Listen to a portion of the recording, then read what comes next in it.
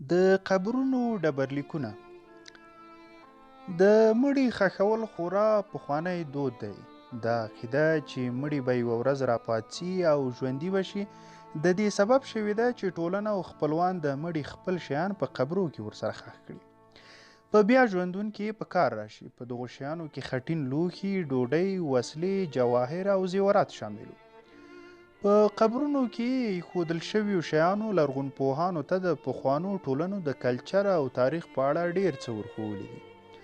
کله چې په ګڼو ټولنو کې د شخصي جایداد د لرلو او میراث مفکوره خپره او د مړي د اولاد او خپلوانو ترمنځ د هغه د جایداد د ویشلو چاره عامه شوه، په قبرونو کې د شیانو د ایښودلو رواج له پامه وغورځېد.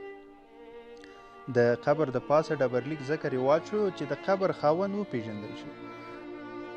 ډبرلیکونه مازې نښې نه وې، بلکې د مړي د ژوند په اړه معلومات، د هغه بریاوې، وړتیاوې، ځانګړنې او د هغه لپاره دعا چې په بله دنیا کې جنت په نصیب شي، دا ټول پکې راتلی شو. کله ناکله به په ډبرلیک باندې د فاني دنیا په اړه او د دنیایي خوندونو په یاد د مشهور شاعر اشعار هم ثبت شوي. په ډبرلیکونو دا یادونه هم راتله چې د ژوند وروستی منزل دغه دی. مورخانو چې د مختلفو زمانو د قبرونو ډبرلیکونه لوستل، هڅه یې وکړه چې د بیلو بیلو زمانو د کلتوري او اجتماعي اقدارو او رواجونو د تاریخ په تدوین کې ورنه کار واخلي. مثلا که ټولنې په قیامت عقیده لرلې ده، نو د هدیرو ډبرلیکونه په بله دنیا کې د اجر و جزا په اړه د خلکو باورونه راخیستي. که ټولنه بیخي بېدینه وه، نو د قبرونو ډبرلیکونه د خدایانو او د هغوی د غضب او جزاګانو په اړه خبرې نه دي کړي. په تاریخي لحاظ د بلې دنیا ویره هله را پیدا شوه چې لویو دینونو ظهور وکړ او د ښو چارو لپاره په جنت کې د اجر او د بدو چارو لپاره په دوزخ کې د جزا مفکوره وغوړېده. په بېدینو ټولنو کې د مرګ ویره نه وه، مړینه له اندېښنې پرته طبیعي ښکارنده انګېرل کېده. د قبرونو د ډبرلیکونو په بحث کې د رومیانو د قبرونو لیکنې خورا جالبې دي. مورخانو او لرغونپېژندونکو د رومي قبرونو کابو 100,000 ډبرلیکونه لوستي دي. دغه لیکنې راښیي چې دوی په قیامت باندې چندان عقیده نه لرله او ان د مرګ په وخت کې هم د دې دنیا له چارو سره دلچسپي وه. دا د روم د اشرافو او شتمنو رواج و چې له ښاره راوتلې لارې په غاړه به یې قبر جوړوه. په دې کار کې مقصد دا و چې لارویان او مسافر قبر ته ودرېږي او ډبرلیک ولولي. د ډبرلیکونو موضوعات د مړیو له شخصي مسایلو سره اړه لري. په ګڼو ډبرلیکونو باندې دوستانو او خپلوانو ته د قبر د څښتن ورمونه او لارښوونې او د غلیمانو ته یې ښکنځلې او غندنې لولي. لارویانو ته د ښه سفر هیله یوه بله هغه خبره ده چې په رومي ډبرلیکونو کې ډیره وینو. د یو رومي قبر په ډبرلیک باندې لاروي ته ویل شوي دي چې لارویه ولوله هغه څه چې ما په دنیا کې کړي دي، او اوس چې تا ډبرلیک ولوست نو ښه سفر درته غواړم. په ځواب کې یو لاروي په دغه قبر باندې بیرته ورته داسې کښلي، ځان ته یې هم وغواړه. ځینو کسانو د خپلو قبرونو په ډبرو خلکو ته خپل پیغامونه پریښي او ورته یې ویلي دي چې د دوی د ژوند له تجربو سبق واخلي. د یوه رومي قبر په ډبره کښل شوي دي: زما چې څومره ژوند و ټول مې په ذلت او کنجوسۍ کې تیر کړ. زه درته نصیحت کوم چې تر ما له ژونده ډیر خوند واخله. دا ژوند دی، تر دې ځایه راورسېدې او نور به یې وغځوي.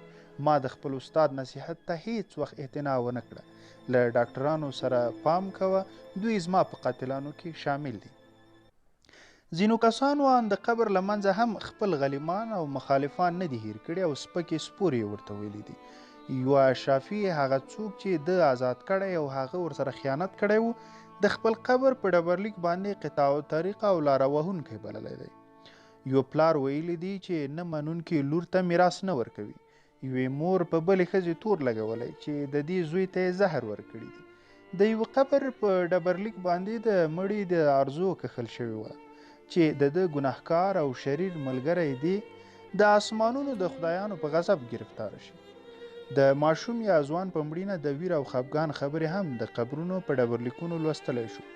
یو ځای کې لولو: باکس پلورونکي د اشرافو خدای دې وتښتاوه چې د ځان دوست او ملګری یې کړي.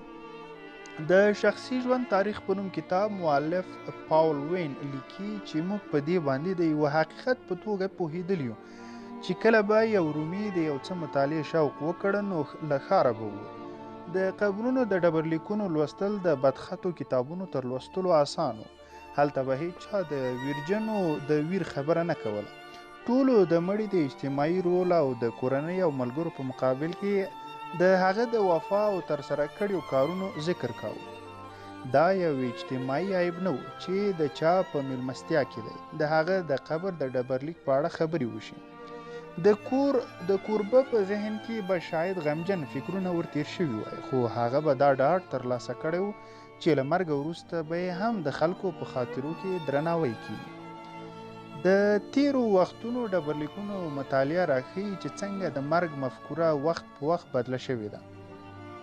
خو یو شی یقیني دی او هغه د انسان دا ژوره ارزو ده چې له مرګ وروسته هم هیر نشي. ځینې کسان د لنډ وخت لپاره په حافظو کې پاتې کیږي، ځینې نور چې نیکمرغه دي د ژغورونکو او اتلانو په حیث د ډیر وخت لپاره په یادونو کې پاتې کیږي. موږ د مړه بنیادم د یاد په ژوندي ساتلو کې د قبرونو د ډبرلیکونو له روله انکار نشو کولی.